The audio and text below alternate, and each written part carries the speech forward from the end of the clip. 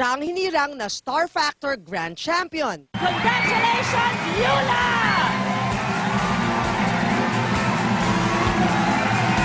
Bata pa lang, nakakitaan na ng kanyang pamilya ng kakaibang galing si Yula. Si Yula, kahit na kung sinong mga doon, kahit anak ng principal, akala ko matatalo kami kasi yung kakompetensya na anak ng principal mismo doon sa bayan. Tapos yun kami ang nanalo, sabi ko, kakaiba nga siguro. At habang siya'y lumalaki sa Boljoon, Cebu, nagsumikap ang kanyang pamilya upang suportahan ang kanyang pangarap. Grabe namang milagro. Kaya super po talaga kasaya. Beyond sa expected na pangarap na worth ilang milyon na bahay po talaga. Talaga namang wala nang ibang mas higit na proud kay Yula, kundi ang kanyang Mommy Lou. Kahit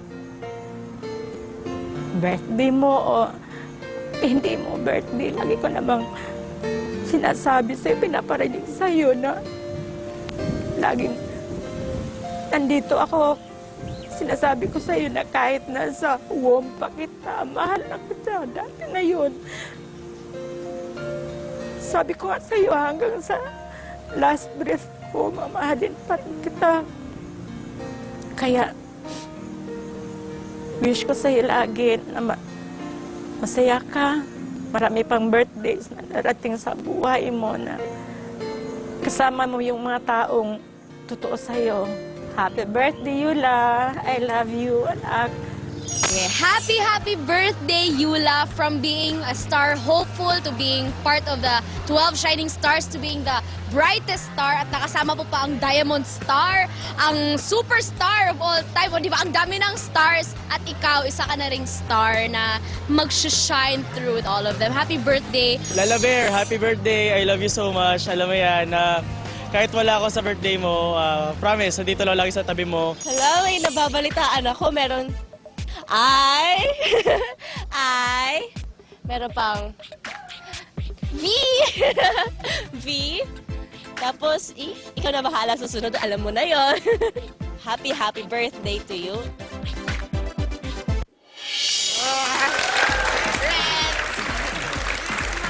Okay, at least na po mga kapatid sa mga ipinagmamalaking prinsesa ng TV5. Nagdiriwang ng kanyang kaarawan ngayon, Miss Yula Caballero. Magandang tanghali. Happy birthday! Mula sa aming lahat. Magandang tanghali po sa lahat ng nanonood and sa mga press people na andito. Thank you po. May naalala lang ako, Jelly, kasi hindi ka namin kasama dito sa paparazzi. Minsan mag-guest siya. Merong issue na lumabas na hindi naman totoo, pero pinagpistahan. Ano to issue na to? Gusto ko yan. Huwag na siguro dahil nananahimik na yung aktor. Ngayon, ang unang-unang naging concern niya, sabi niya, sa mama niya at sa papa niya, sabi niya, pasensya na po kayo kung nadadamay ako sa ganito. Siyempre, di pa sanay. Oo, sa doon mo showbiz. makikita yung isang bata na lumuwas ng Maynila, pero taga Cebu pa rin. Di ba? Makaluma pa rin. Makaluma pa rin. Nasa pagpapalaki talaga ng magulang. Oo, totoo. Pundasyon pa rin. Ano masasabi mo sa mami mo? Talagang very emotional ang message. Yes, Mama. Ma, thank you kasi alam ko na mahirap para sa inyo, sa family ko, sa una na tanggapin na mag-showbiz ako kasi parang before ako pumasok, sobrang diretso na yung parang plano namin na mag-aaral ka, ganito, makakatapos ka ng ganito. Simpleng buhay. Opo, simpleng buhay. And medyo ngayon nahihiya ako kasi sila talaga yung tipo ng mga tao na gusto ng tahimik, yung walang masyadong maraming naririnig galing sa labas, galing sa ibang tao. Pero ngayon iniintindi nila ako kasi naiintindihan nila na pangarap ko to. And thank you so much. Maraming salamat, Ma. And I love you. Sobrang mahal kita. Salamat sa lahat sa pagpapalaki mo sa akin ng maayos. I'm very proud na ikaw yung naging nanay ko. Di ba? Sarap-sarap makapakinig ng gano'n. Mukhang hindi niya binibigyan ng sakit ng ulo ang At kanyang saka mami. masyado siyang worried pagdating sa pamilya. Sobrang sobra. Mukhang hindi siya mag-aasawa ng wala sa oras. Yun ang hindi natin Ba't naman mawa. tinakagad na pag-uusapan? Usually gano'n. Okay. Pag-usapan naman natin, syempre si Yula, she's relatively new. And ilang soap na ba nagawa mo? Kasama ko siya sa Nandito Ako. Yes, 3 so far. So far, 3. So, how has it been? I'm sure malaki ang pagkakaiba ng buhay mo noon sa buhay mo ngayon. Sobrang iba. Sobrang malaki yung difference sa dating ginagawa ko. Dating ako sa ngayon, maraming mga nadagdag, nabawas sa kung ano yung pwede kong gawin. Pero masaya talaga kasi parang maraming opportunities na makakilala ng ibang tao, ibang mga friends, ibang mga nanay-nanayan. At saka nakatutulong siya sa kanyang pamilya, di ba? Yes po. Yun po yung privacy, iniyakan mo ba yun nung agawin sa'yo? Medyo po, kasi nagulat, parang hindi ko inasahan na ganun agad-agad. Pero, I think isa po talaga yun sa mga conditions kapag pumasok ka na. Kakambal. Hindi naman kondisyon, kundi kakambal lang. Kasama talaga yan. Kasama Dapat talaga. ibayan mo ang dibdib mo. Marami pang darating. Okay. Parang tinatakot na. Sino yung Ivy na sinabi sa VTR? Ano yung parang guest Sino rose yung ba sinasabi ni yun? Ritz? Oo. Si Ritz Azul. Ano yung sinasabi Best niya? friend mo yun. Balita ko.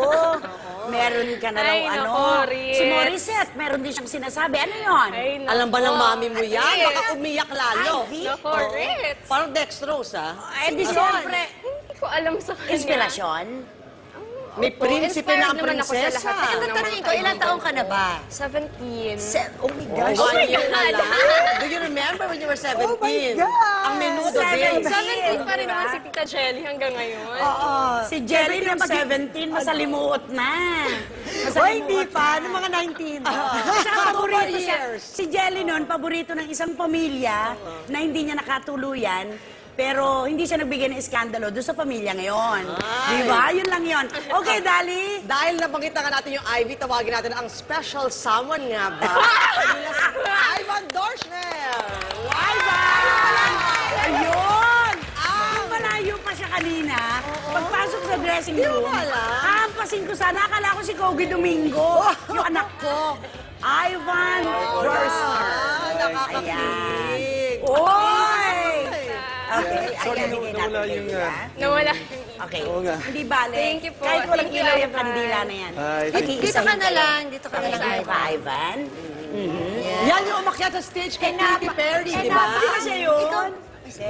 Ay, nagbubulungan. Ay, parang wala tayo dito. Anong birthday wish mo para kay Yula? Sana ma-enjoy niya yung Kawawa ka naman, sige. kabataan niya. At enjoy din yung flowers na binigay Na niya. binigay mo? Binigay mo. Wow. And, Okay. ayun, basta happy ka ngayon. Oo. Maligaya ka ba ngayon? Opo, Tita. Nung dumating si Ivan, lalo kang lumigaya? Natakot lang ako kasi baka kung ano na naman gawin sa cellphone ko. Nangaagaw ng cellphone niya, tapos nag-tweet ng kung ano-ano. Nasa gano'n na kayong level? May pakialaman Kasi na. pakialaman mo ng makina mo. Ganun Di ba, Jelly? Pag pinakialaman na ng ibang May tao, karapatan na. ibig sabihin meron ng basbas. Oo. Hindi po, ganyan lang po talaga siya, bigla-bigla lang. Nagulat nga ako kasi Namita first ba niya time... mami mo at yung pamilya? Hindi pa po, pero naikwento ko na magkakasama. Naku, ngayon Sa- pa lang niya nakita magkasama yung anak niya. At saka ang Naku, mahiwagang mukhang lalong lalaki. iiyak ang mami mo. Pero hindi naman, napaka-pogi naman, tinaman naman. Oh, so cute. Hi, tita. Nakikita ka ba okay. sa kanya? Opo naman, sobra. Ikaw? Nako, Sabi Ivan. mo yes. But then, what do you find most attractive sa mukha ni Yula? Lalaki pa lang, wala na. Tapos na. Tapos na laban. Ano? Ano? Physical. What Anong do gusto you mo find sa most kanya? attractive sa face niya? Siguro yung eyes po niya. Yung Eyes eyes. niya. Hindi ka pa sigurado. Balikan mo naman ang papuri. Ano naman ang gusto mo sa kanya? Unang-una mo siya makita. Kay Ivan... Actually, yung buong mukha niya, kasi maganda yung pagkakahalo-halo ng mga... Oo nga naman. meron Maganda kasing yung features. Maganda ng- mata, maganda ilaw, maganda. Pag pinaghalo-halo, parang magkakaaway. Parang Ito, bati-bati naman. magkakabate. Bati naman yung Total mga- package. Ano, yung mga Total features niya. package, Oh, so, okay. ito na. Birthday mo, di ba? Pero the other day pa. Pero syempre, sineselebrate Oo, natin ngayon, today. sa paparazzi. So, it's time to make a wish, Yula. Then you can blow your candle. Oh, masyadong matagal. Talaga, Yay! inusal niya talaga. Sino ba ang wish na maging sila na ni Ivan? Ivan, maraming salamat sa iyo. Thank you so much. And of course, Yula, mas marami pang oportunidad sa buhay at karir mo sa mga hinaharap na taon. At maraming salamat sa talentong ibinahagi mo sa publiko. Ivan, thank you. Maraming salamat. Thanks, Ivan. Birthday. Okay. Makikita daw kayo mamaya. Sabi niya ganun eh. Marami Sabi pang niya ganun eh. chika sa pagbabalik ng Paparazzi Showbiz Expo! Next day, Derek Connection. Derek Ramsey, isa-isang sinagot ang mga isyong ibinabato sa kanya mula nang siya'y maging ganap ng kapatid. Abangan mamaya ang mga matatapang niyang sagot tungkol dito at sa iba pang mga issue sa Hello Dolly. Flying Big Time, kapatid star sa pangunguna ng Real Time Big Time host na sina Willie Revillame at Marian Rodriguez kasama si Pinoy Explorer Aga Mulak, lumipad na patungong Amerika. Ano kaya ang inihanda nilang sorpresa sa launching ng Kapatid Network sa US of A? Abangan!